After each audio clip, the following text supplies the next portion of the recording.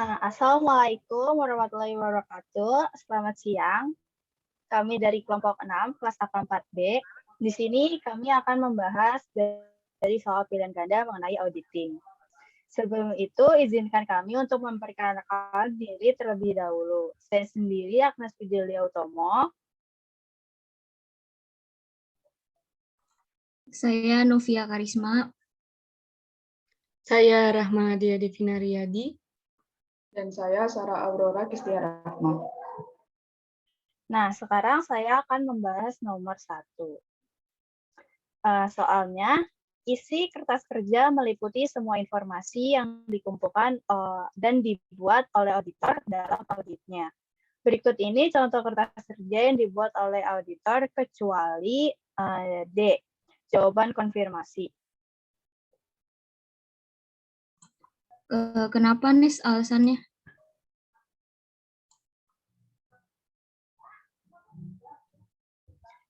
Dari link SlideShare, jawaban konfirmasi merupakan berkas yang diperoleh dari pihak ketiga. Jawaban konfirmasi biasanya merupakan jawaban konfirmasi piutang, utang, bank, dan penasehat hukum perusahaan. Working trial balance, schedule utama, ringkasan journal adjustment, termasuk dalam kertas kerja audit. Dari buku Mulyadi, juga terdapat urutan susunan kertas kerja yang dibuat oleh auditor sebagai berikut. Yang pertama, draft laporan audit atau audit report, laporan keuangan auditan, ringkasan informasi bagi reviewer, program audit, laporan keuangan atau worksheet yang dibuat klien, ringkasan journal adjustment, working trial balance, schedule utama, dan schedule pendukung.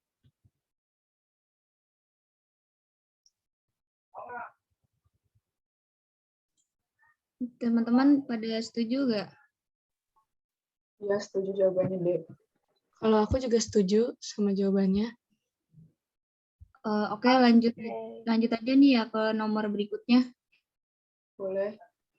Pertanyaan yang kedua, jika auditor tidak setuju terhadap penyajian informasi tertentu yang dilakukan oleh klien di dalam laporan keuangan klien, maka jawabannya itu yang B, auditor mengusulkan adjustment kepada kliennya. Kenapa tuh, Nov, jawabannya B? Alasannya didapat dari referensi buku Al-Haryono, yaitu apabila auditor menemukan kesalahan penyajian material dalam catatan akuntansi atau laporan keuangan, maka laporan keuangan harus dikoreksi. Contohnya itu apabila klien tidak secara tepat menurunkan nilai persediaan, akibat adanya persediaan bahan baku yang sudah usang, auditor harus mengusulkan kepada klien untuk membuat penyesuaian agar persediaan mencerminkan nilai bersih yang bisa direalisasi. Meskipun jurnal penyesuaian yang ditemukan dalam audit seringkali dibuat oleh auditor, namun setiap ayat jurnal penyesuaian tersebut harus mendapat persetujuan dari klien, karena penyajian laporan keuangan secara wajar merupakan tanggung jawab manajemennya. Gimana teman-teman jawabannya yang B? Pada setuju tidak? Aku setuju sama jawaban yang B-nya. Oke, berarti lanjut ya.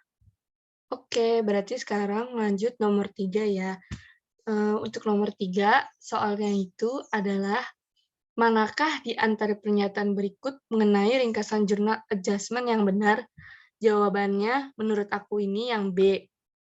Merupakan tipe kertas kerja yang digunakan untuk mencatat berbagai adjustment yang dilakukan terhadap catatan akuntansi klien. Gimana menurut kalian? Boleh dijelasin nggak, Dad? Alasannya apa? Alasannya karena dalam proses auditnya, auditor mungkin menemukan kekeliruan dalam laporan keuangan dan catatan akuntansi kliennya. Untuk membetulkan kekeliruan tersebut, auditor membuat draft journal adjustment yang nantinya akan dibicarakan dengan klien. Di samping itu, auditor juga membuat jurnal penggolongan kembali untuk unsur yang meskipun tidak salah catat oleh klien, namun untuk kepentingan penyusunan laporan keuangan yang wajar harus digolongkan. Nah, ini aku ambil jawabannya ini berdasarkan sumber buku Mulyadi Auditing. Gimana, Sarah, menurut kamu? Ya, sama sih jawabannya. Yang lain?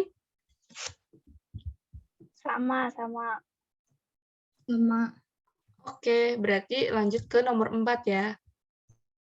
Oke, lanjut nomor 4 ya. Soalnya berikut ini adalah tujuan pembentukan arsip permanen kecuali jawabannya yang B untuk mendukung pendapat auditor atas laporan keuangan auditan. Kenapa jawabannya yang B, nomor 4, Sarah? Kalau diambil dari buku Mulyadi sih jawabannya gini, pembentukan arsip permanen mempunyai 3 tujuan, yaitu yang pertama untuk menyegarkan ingatan auditor mengenai informasi yang akan digunakan dalam audit tahun-tahun mendatang. Yang kedua, untuk memberi ringkasan mengenai kebijakan dan organisasi klien bagi staf yang baru pertama kali menangani audit atas laporan keuangan klien tersebut. Dan yang ketiga, untuk menghindari pembuatan kertas kerja yang sama dari tahun ke tahun. Yang lainnya gimana? Aku setuju sama jawabannya Sarah. Setuju juga. Oke. Boleh lanjut nomor 5. Oke, nomor 5. Manakah di antara bukti dokumenter berikut yang kompetensinya paling tinggi? Jawabannya yang B. Jawaban konfirmasi yang diterima auditor dari debitur. Kenapa jawabannya yang B? Boleh kasih penjelasannya, Nes? Dari buku Mulyadi dijelaskan bahwa jawaban konfirmasi yang diterima oleh auditor publik dari debitur klien adalah bukti dokumenter yang kompetensinya paling tinggi. Mutu bukti dokumen yang terbaik adalah yang dibuat oleh pihak luar yang bebas, yang dikirim langsung kepada auditor tanpa melalui tangan klien. Bukti audit ini diperoleh dengan melalui prosedur audit yang disebut konfirmasi.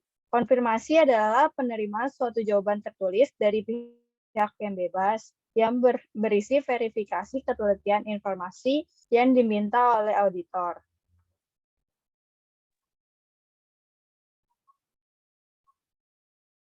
Kalau aku setuju sama jawabannya, Nes. Kalau yang lain gimana? Sama jawabannya. Ya, sama. Oke, berarti lanjut ke soal nomor 6 ya. Nah, soal nomor 6 ini, soalnya adalah manakah di antara bukti dokumenter berikut yang kompetensinya paling tinggi? Nah, jawabannya ini... Bentar, Dede. Iya, Nomor kenapa? 6 bukannya sama ya sama nomor 5. Oh, iya ya. Jadi langsung Berarti lanjut aja ya. Ke nomor Lanjut aja, 7. sama. Oke. Lanjut. Oke, nomor selanjutnya nomor 7. Berikut adalah faktor-faktor yang mempengaruhi keandalan bukti audit kecuali jawabannya itu yang C. C tipe bukti ya, Nov. Boleh dijelasin, Nov, alasannya?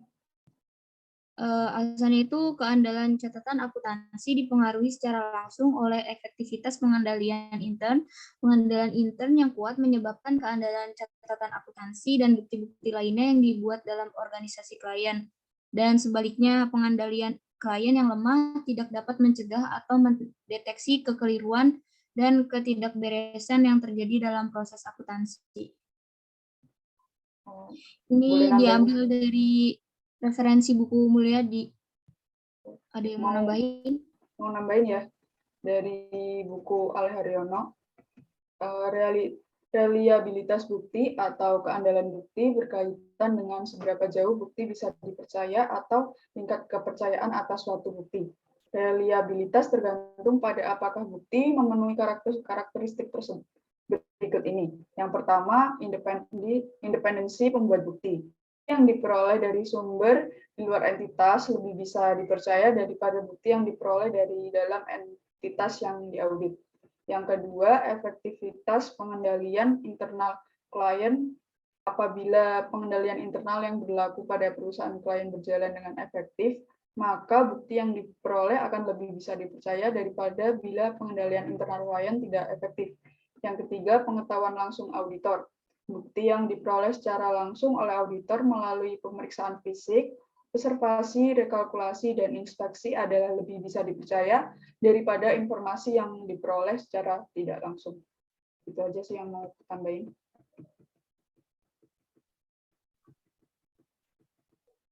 Jadi gitu ya.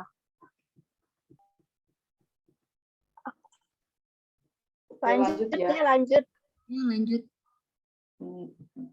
Soal nomor 8, manakah di antara pernyataan berikut mengenai prosedur audit inspeksi yang benar? Jawabannya yang C, merupakan pemeriksaan secara rinci terhadap dokumen atau kondisi fisik sesuatu. Boleh dijelasin, Sar, alasannya? Dari buku Mulyadi, referensinya jawabannya yaitu inspeksi merupakan pemeriksaan secara rinci terhadap dokumen atau kondisi fisik sesuatu. Dengan melakukan inspeksi terhadap dokumen, auditor akan dapat menentukan keaslian dokumen tersebut. Dengan melakukan inspeksi terhadap kondisi fisik suatu aktiva tetap, misalnya, auditor akan dapat memperoleh informasi mengenai eksistensi dan keadaan fisik aktiva tersebut. Gitu sih. Jawabannya Sarah sama sih sama aku. Kalau yang lain? Sama juga. Berarti bisa lanjut nih ke nomor berikutnya. Oke, lanjut ya. Manakah di antara pernyataan berikut terkait dengan prosedur audit vouching yang benar? Jawabannya yang A, pemeriksaan terhadap bukti dokumenter yang mendukung pencatatan suatu transaksi. Boleh dijelasin, Mas, alasannya, Mas? Menurut buku Al-Haryono, vouching merupakan penggunaan dokumen untuk memeriksa kebenaran pencatatan transaksi atau jumlah rupiahnya dengan tipe audit inspeksi. Dari buku Mulyadi juga ada penjelasan mengenai vouching.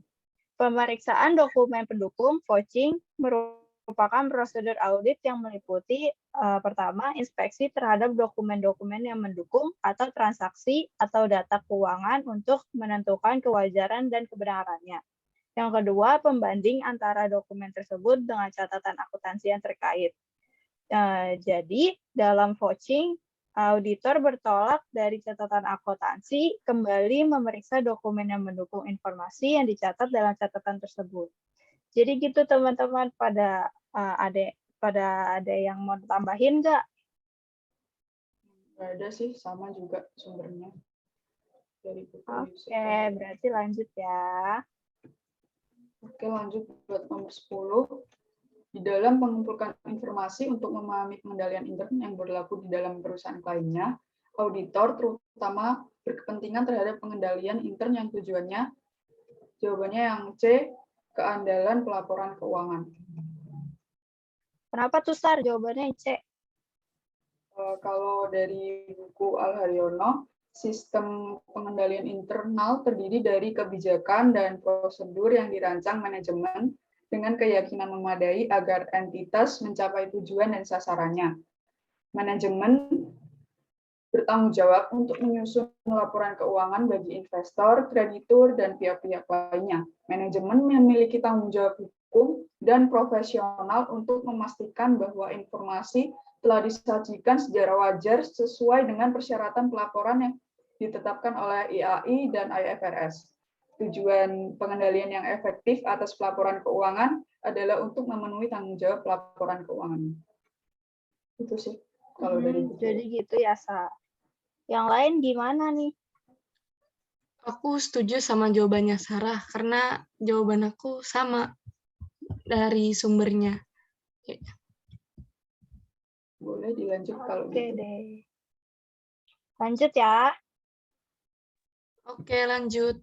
Berarti nomor 12 dengan soal yaitu Manakah di antara penggabungan dua fungsi ini yang tidak baik ditinjau dari sudut pengendalian intern? Jawabannya Bentar, ini. Devina. Bentar, bukan Nah, Nomor 11 nomornya dulu. 11. bukan nomor 11 ya. Nomor 11 dulu deh. Oh iya, maaf ya, nomor 11 dulu berarti. Berarti soal untuk nomor 11 yaitu, berikut ini adalah keterbatasan yang melekat dalam setiap pengendalian intern, kecuali yaitu jawabannya menurut aku itu D, Dewan Komisaris dan Komite Audit. Menurut kalian gimana? Alasannya kenapa, Dev? Bisa dijelasin?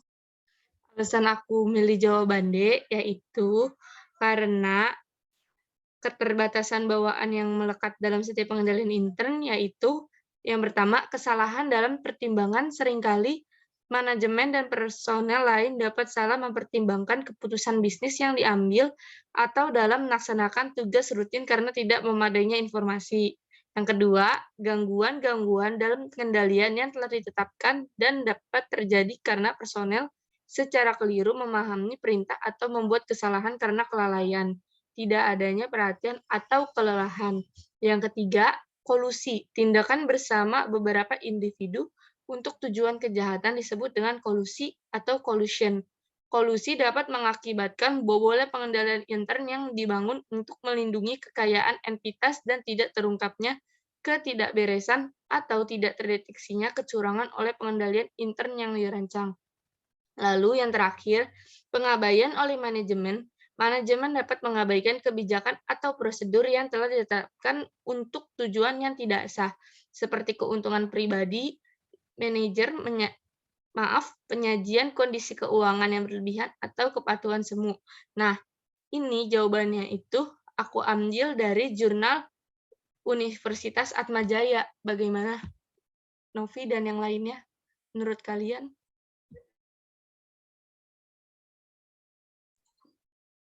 Iya, sama sih jawabannya itu juga. Aku juga sama.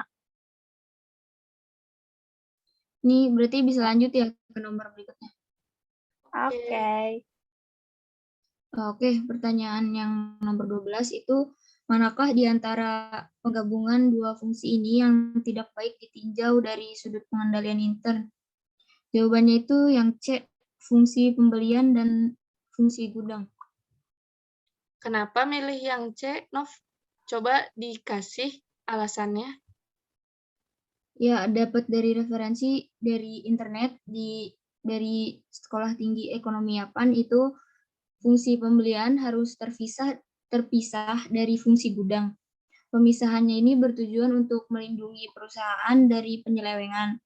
Apabila seseorang menjalankan dua fungsi tersebut sekaligus, maka terdapat kemungkinan atau resiko besar bahwa pihak ini menetapkan aktiva bagi kepentingannya sendiri, serta membandingkan data dalam menghapus tanggung jawabnya. Pihak yang bertindak dalam otorisasi transaksi dilarang, tidak boleh memiliki wewenang dalam aktiva tersebut karena akan meningkatkan adanya tindak penyelewengan dalam perusahaan. Wewenang dalam operasional juga dipisahkan dari wewenang pembukuan dalam menjamin agar informasi supaya tidak memihak. Struktur organisasi menyeluruh suatu badan usaha juga menyediakan pemisahan tugas yang pantas. Wah, iya, benar, Nov. Aku juga nemu sebagai tambahannya di buku Al-Haryono halaman 274. Jadi, harus ada pemberian tanggung jawab kepada individu yang berbeda dalam pengotorisasian dan pencatatan transaksi, serta penyimpanan aset, bertujuan untuk mengurangi peluang kemungkinan individu manapun untuk berada dalam suatu posisi yang memungkinkannya untuk melakukan dan menyembunyikan kesalahan atau kecurangan dalam tugas nominalnya. Nah, menurut kalian, gimana jawaban Novia? Apakah sudah benar? Ya, kelihatannya Aku juga sama fungsi sih. pembelian dan fungsi dagang. Oke, berarti lanjut ke nomor selanjutnya. Oke, nomor selanjutnya nomor 13. Pertanyaannya itu, manakah di antara pernyataan berikut ini yang tidak benar? Nah,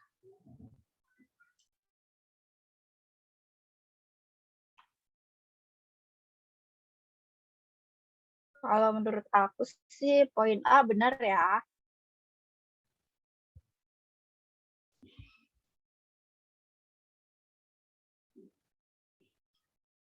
Kalau yang poin B, bagaimana?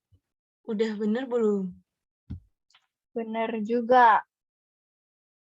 Alasannya karena kuesioner pengendali intern baku atau standar internal control questionnaire disusun untuk dapat diterapkan dalam berbagai macam perusahaan dan biasanya dibuat untuk tiap-tiap siklus kegiatan perusahaan yang diperiksa. Sumbernya dari web struktur pengendali internal dari Hardi Winoto. Oh, berarti kalau yang B bagaimana? Apakah itu jawabannya? Enggak deh, soalnya kan benar. Kalau poin C kelihatannya juga pernyataan yang benar sih. Kenapa tuh saat? Kalau dilihat dari buku Al-Haryono ya, suatu daftar pertanyaan pengendalian internal menanyakan serangkaian pertanyaan tentang pengendalian pada setiap bidang yang diaudit sebagai cara untuk mengidentifikasi defisiensi pengendalian internal. Daftar pertanyaan kebanyakan berbentuk jawaban ya atau tidak.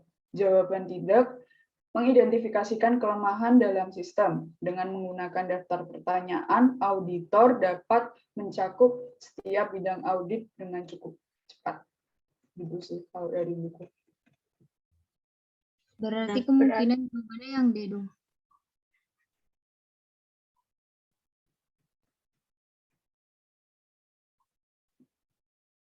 Iya, kayaknya yang D deh.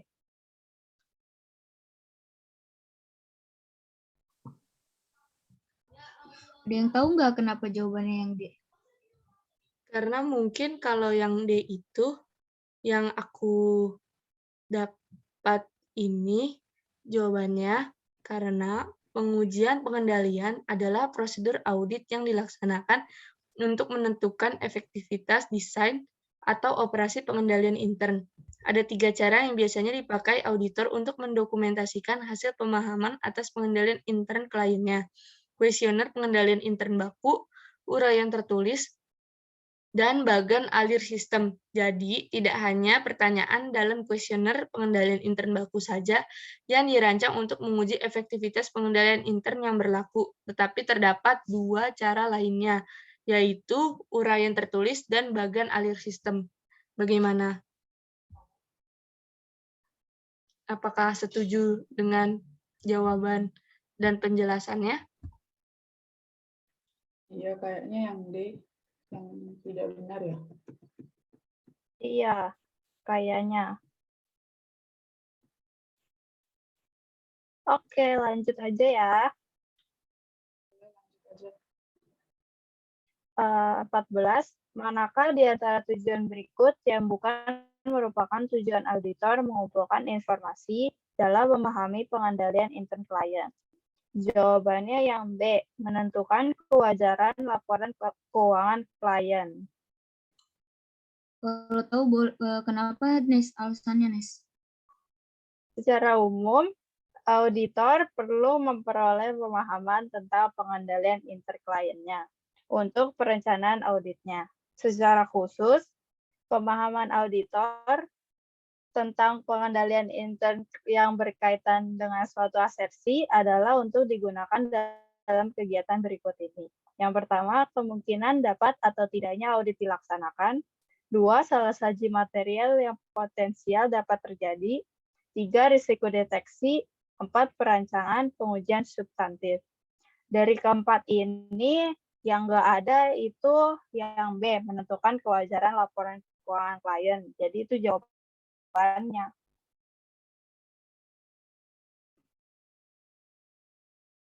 Yang lain gimana kira-kira? Iya sih, kalau yang habis dijelasin sama Agnes kelihatannya jawabannya yang B. Berarti bisa dilanjut ya? Setuju Oke. deh. Setuju aku sama nomor 15. Sekarang berarti ya. Oke, untuk yang selanjutnya, nomor 15, yaitu soalnya, manakah di antara pernyataan tentang pengujian pengendalian bersamaan berikut yang benar? Maka jawaban nomor 15 adalah yang A. Pengujian pengendalian bersamaan didesain untuk memperoleh pemahaman atas pengendalian intern dan sekaligus untuk mendapatkan bukti tentang efektivitas pengendalian intern tersebut. Boleh dijelasin, Dev, alasannya, Dev? Oke, jadi aku ngambil dari buku Al Haryono, yaitu Standar Audit SA 315 4 ayat C, mendefinisikan pengendalian internal sebagai berikut. Proses yang dirancang, diimplementasikan, dan dipelihara oleh pihak yang bertanggung jawab atas tata kelola manajemen dan personal lain untuk menyediakan keyakinan memadai tentang pencapaian tujuan entitas yang berkaitan dengan keandalan laporan keuangan, efisiensi dan efektivitas operasi, dan kepatuhan terhadap peraturan perundang-undangan. Bagaimana jawabannya, Sarah? Apakah ada tambahan? Boleh nambahin ya, biar memperjelas jawaban. Ini aku ambil dari internet, dari web script. Pengujian pengendalian bersamaan dilaksanakan oleh auditor bersamaan waktunya dengan usaha pemerolehan pemahaman atas pengendalian intern. Pengujian ini dilakukan oleh auditor, baik dalam strategi pendekatan terutama substantif maupun dalam pendekatan resiko pengendalian rendah. Pengujian pengendalian bersamaan terdiri dari prosedur untuk memperoleh pemahaman dan sekaligus untuk mendapatkan bukti efektivitas pengendalian intern. Itu aja sih tambahannya.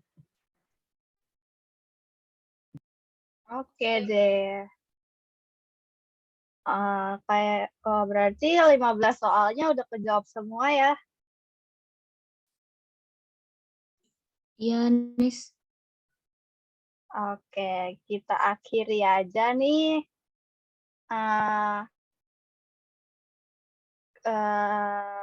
Kurang lebihnya mohon maaf. Wassalamualaikum warahmatullahi wabarakatuh. Waalaikumsalam. Waalaikumsalam warahmatullahi wabarakatuh. Terima Terima kasih kasih. banyak.